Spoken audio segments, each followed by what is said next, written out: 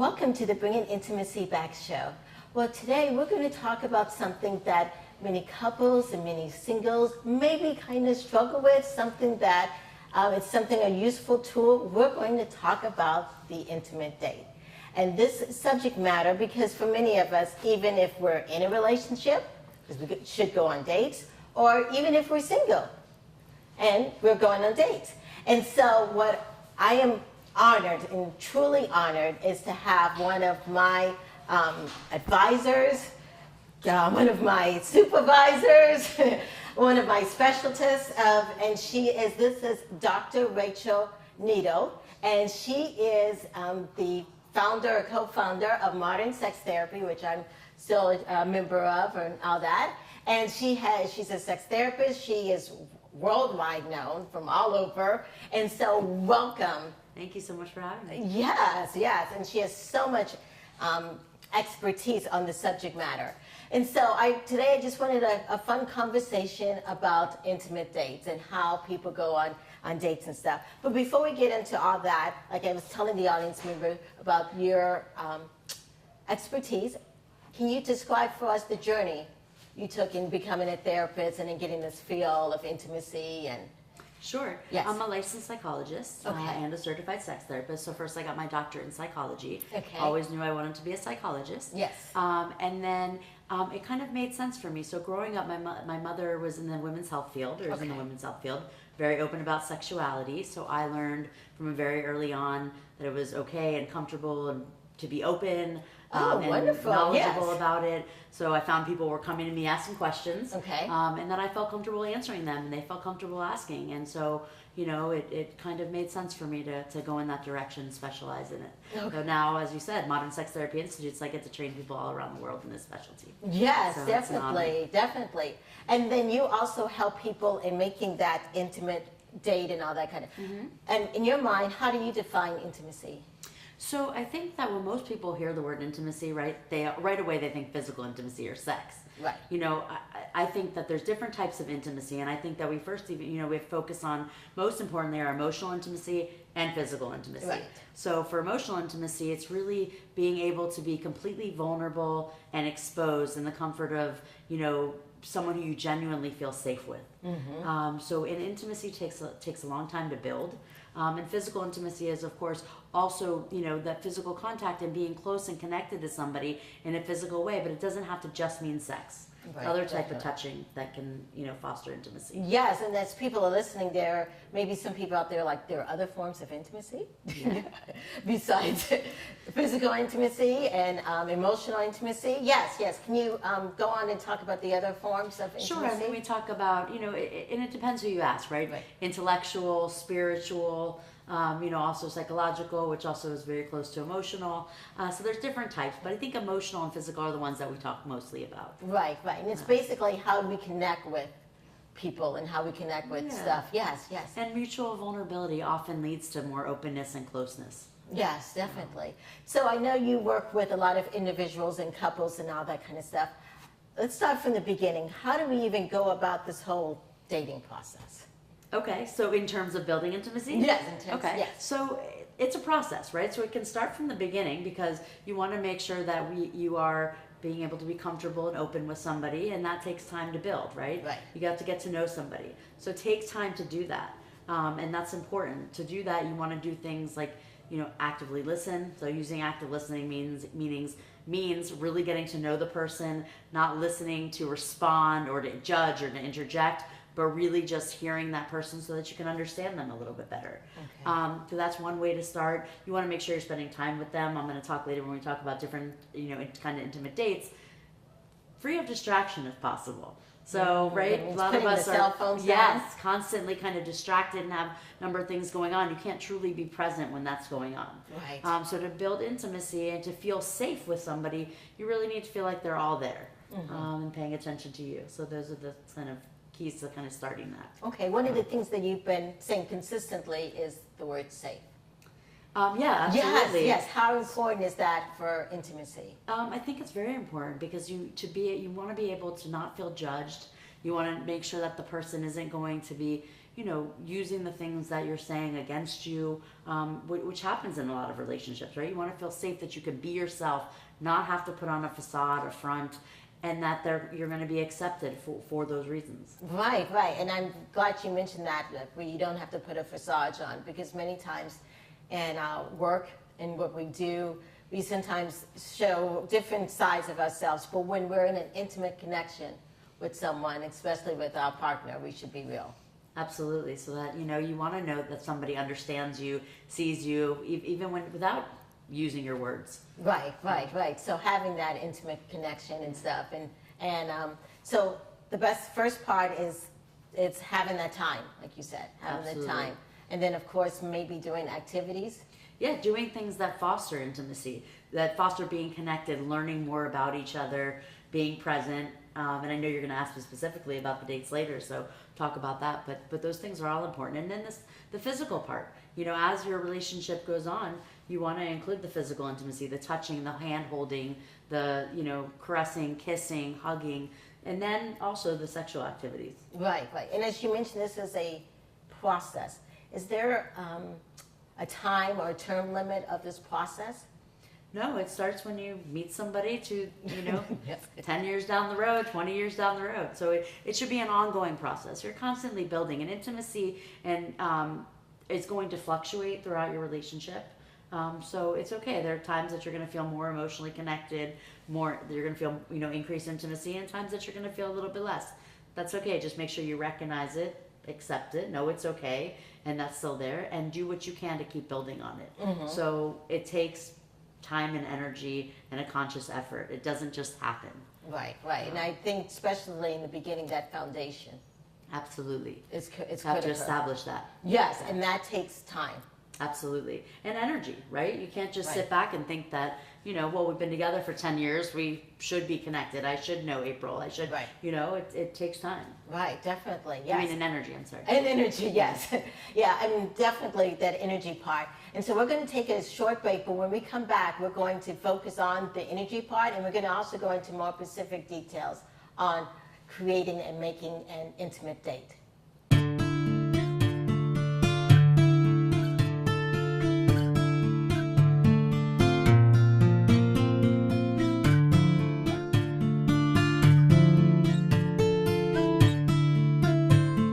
Welcome to the Bringing Intimacy Back show. Today we've been talking about intimate dates with Dr. Rachel Needle, and she is here today providing us with a warmth of different knowledge about how we start this intimate date. And one of the things that we were talking about last that I want to focus on is energy, because that is critical in creating, making, and doing an intimate date. What do you say to those individuals who sometimes you work so much and you feel like I don't have any energy to be present with my significant other? Sure, and that's really common. I mean, energy to be present with your significant other, energy to, engage in sexual activity. Right. These are the things we hear all the time. Right. So what I say is create that energy, right? Okay. I understand that life gets in the way, have a lot going on, but if you're not prioritizing and making a conscious effort to put that energy into your relationship,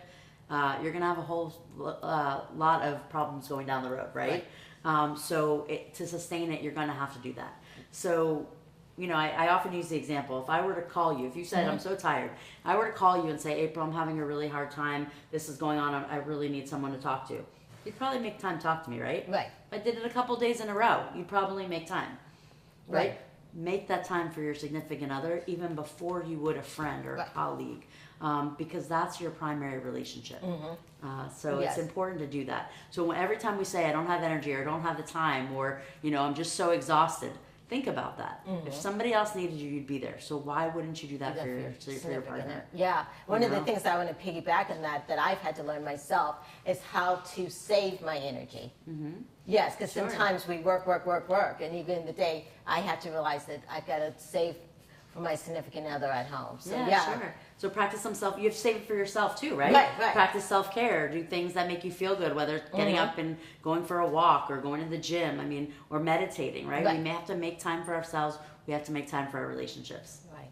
And so, in the process of even starting to plan a date, what should you know about yourself or your partner in creating this date? Yeah, so I think that the first thing is you should know your partner, right? So in planning an intimate date, know what you would enjoy doing together, what he or she would enjoy doing with you.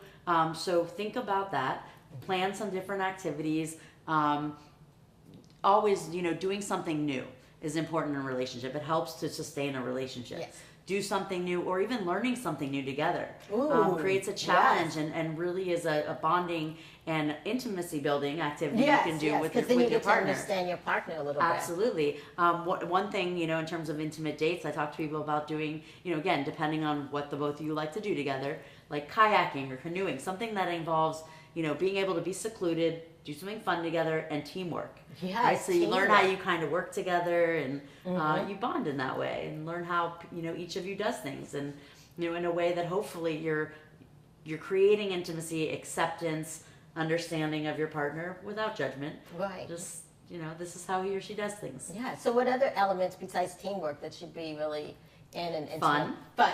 Yeah. So not all of them have to be fun, but some should be fun. Yes. Continuing to get to know each other. So a lot of times, say, oh well, I've known her for 10 years. Okay. Okay, I'm sure there's still something that you don't know about her, or information that you could learn about each other, because we're all continuing to grow on our own and separately, so we should together as well. So continue to get to know your partner and ask questions the way you would if this was our first time going for coffee, let's say. Okay. There's actually, the New York Times published an article a while back on a study that talked about the 36 questions that can lead to love. Oh. So I tell people sometimes go look those up Yeah. and spend some time. There's like they're divided into 3 sets. Okay. Spend a night doing the first set. It helps you to get to know each other and how your partner thinks, and it's a neat bonding experience and leads to a lot of closeness. Yes, and one of the things you're putting in there is that curiosity. Yeah, sure. Yeah, definitely. Are there any do's and don'ts of planning a intimate date? I don't think do's and don'ts. I mean, I would do my best to, like I said, be free from distraction. Having your cell phone right here on your lap. I guess I would say that's a don't. Barring if there's like children at home and something going on that you have to have your cell phone right there for. Try not to have distractions so that you can be present with your partner. Yes, yes. What do you say about those people who are, they carry their cell phones everywhere? I mean, It's I so think hard for them to it's put it common down. these days. You know what I'm and, saying? Yes. Work, relationships, children, etc. There are reasons some people need to do it, but at some point, both for yourself and for the sake of the relationship, whether it's with your children or your significant other, your partner, you have to put it down, because this, has to take priority at some point. Mm-hmm. Yes, So- yeah. And I think it helps make sure you're in the present moment. Absolutely. Definitely. Which is important. Yes, yes, yeah. What happens if a date doesn't go well, or you're on this intimate date and it doesn't go well? Shake it off. Not every date's going to go well. It's important that, we're building on positive experiences, but not letting the ones that aren't as positive get us down and shift us away from the relationship. So, take a step back, try to understand why that happened. And if you need to have a conversation with your partner later on, like let it process a little bit about what happened, talk about it. Okay. But let's not have these crazy expectations. I think both with, things like this, like with dates and, doing things together in addition to with sex, right? People put expectations on how things should go. That gets people into trouble sometimes. Yes, You yes, want to make yes. sure you're trying to, let go of those expectations, and so that you can be present and enjoy what's going on without like, it should have been better, it should have been this. That's gonna impact your, you and how you think about the relationship, as well as the relationship and your partner. Right, that thought process of you should, is really can be detrimental. Yes, and so as we've been talking about these intimate dates, I know that single people sometimes go on dates a lot. What about the married couple? The couple that's been married for many years and they're like, oh, that date night thing is a bunch of BS. How important do you think that is? I think it's very important. It's important to, again, prioritize your partner, make the time, spend time and energy putting into it. And a date night doesn't have to be like, we're not talking about you have to go on some extravagant, crazy planned date every time. it can be at home, it can be even cooking together, doing something fun, sitting on the couch talking. I mean, it doesn't have to be that extravagant. Yeah, definitely. So thank you for even mentioning that, because that's really critical. And as a family or as a couple, that the dates don't have to be extravagant, especially if you're a busy couple, even if it's just 30 minutes or whatever, that you and your partner are spending time together and making sure you guys know it's priority. Well, we're going to take a small break, and when we get back, we're going to give you guys some tools on how to make more intimate dates in your life for you and your partner.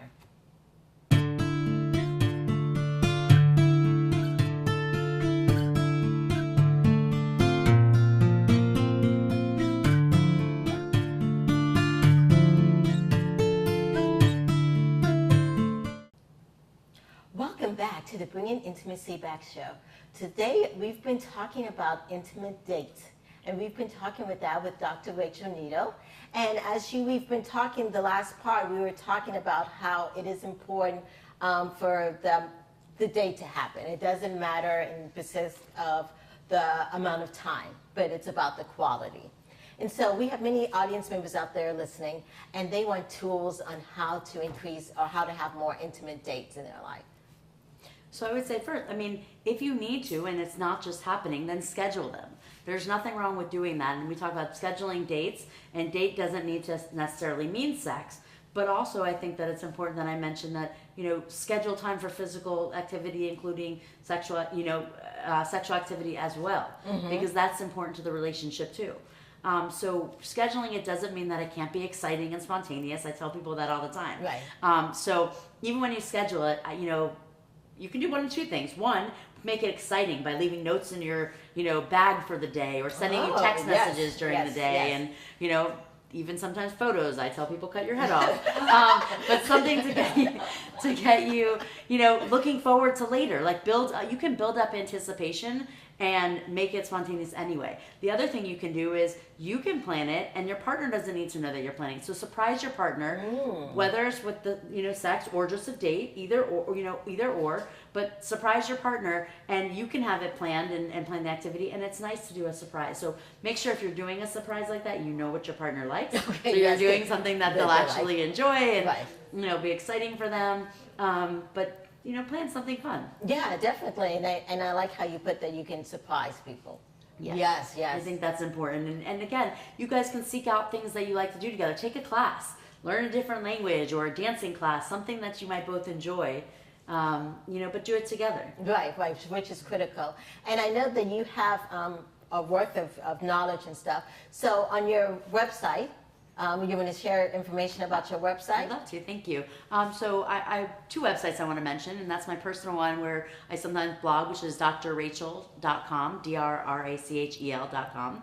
And the other is the training, website where we have a lot of, wonderful trainings in different areas of sexuality, which is modernsextherapyinstitutes.com. So that's plural. Yes, definitely. And as you mentioned sex, how important is that in a relationship? So again, it depends on the relationship. I would say sexual activity or physical intimacy is incredibly important in most relationships. You have to figure out how important it is to each person individually, and then as a couple, and get on the same page about that. But it is very important to continue to touch throughout your relationship. Touching leads to closeness and vulnerability and excitement, and it's important. And also sexual satisfaction leads to relationship satisfaction, and we know that from research. Yes. Yeah, and so you said it's important to get to know, to be on the same page. How do couples, when they're not on the same page, get to be on the same page? Communicate. And so that's important, have conversations about it. And for instance, one area that we see a lot in our offices is, not on the same page about is how much they want it, right? So talk about it and try to find a middle ground in terms of something that you're comfortable with. Probably all of us are going to have different levels of desire, and that's okay. Just try to, there's different things you could do. So if I don't want it as much, that doesn't mean that I can't be a giver, right? Or I can't participate in some way. Remember that if you don't prioritize your relationship, which includes that physical intimacy, it could harm the relationship. You Right. really need to prioritize it and don't wait till it gets too late. Right, right. And also, I'm thinking also, so it's not the same thing all the time, doing something different, like you Yeah. mentioned earlier. It's really critical. Sure, most couples will have like a certain sexual script, or this leads to this, and which is common, and that's okay. Right. But try to mix things up once in a while and try something new. Yes, yes, because if you try it at least once, twice, or 3 times, sometimes it works out better. And what we like today might not be what we're going to like a month from now. Yes. So continue to talk to your partner and be open about different things that you do enjoy. Right, And right. sometimes to know that, you might have to experiment with yourself. Yes, yes, yes. And that's really important also, and I'm glad you mentioned that self-intimacy is also critical, and it helps sometimes you get more excitement in the intimacy. Absolutely. When you know more about your body, how it responds, what you like, and that also goes for emotional intimacy, right? So, while taking time and prioritizing being together is important, so is taking personal time and doing things and continue to do personal growth and have some time to yourself as well. And especially as we've been talking about this, and I know we have a lot of people who are listening who may be single. Yes, one of the things they say that, oh my gosh, I want a partner, and they stay home and they do nothing. But how it's really important for them to also go out and do things and even have dates with themselves. Absolutely. Dates with yourself. And remember that intimacy doesn't just have to be with a partner or a romantic partner. We build intimacy through friendships and Right. other types of relationships, family, etc. So, and with ourselves. Right, definitely. Yeah, and that's just how we develop and become better people. Sure. But if we stay in our house, probably not going to be many people. Yes. So if you really are saying that you want a partner and that you want to start dating and being in a relationship, think about what it's going to take to get you to that place. And probably coming home, even though you're probably tired from a long day, isn't going to get you there. Right. So- And I would think for some people who are afraid of getting out, that's maybe when they need to speak to someone. Absolutely. If you're struggling with that, then come see a mental health professional, and particularly one that kind of specializes in this area and understands relationships, sexuality, etc. And figure out what's going on. And that's okay. Yeah, because some people Absolutely. think like, oh my gosh, if I go talk to someone about my problems, it's going to be crazy or whatever. Or I'm crazy. Yeah, not at all. I mean, it's important, I think, for anybody. And it helps you to be a better person and more have more self-fulfillment, self-actualization, etc. Right. And I do think that many times when you enter therapy, you learn so much about yourself. Absolutely. And one thing I say to people is you're going to be with you for the rest of your life. Yes. So you want to understand yourself, love Yes, yourself. yes. You can't divorce you. You can't. Yes. So. But you can continue to work on you so that you feel better about yourself, and you'll feel better within relationships as well. Because the more about you know about yourself, the better you are with relationships, and even in, like we were saying, creating intimate dates or whatever. You Yes. know what you like and what you dislike and all Yeah. that kind of stuff. So. Nothing wrong with getting to know each other. Yes. Yeah, getting to know yourself. Yes, definitely. So this has been a plethora of knowledge of having you on the show talking about intimate dates and the different ways we can go about it. And I hope that everyone's listening that knows the importance of intimate dates, whether you're in a relationship or whether you're not. It's really critical because it helps you develop socially and it's good for your wellness. Thank you. Thank you for having yes, me. Yes. And this has been the Bringing Intimacy Back show. Thank you.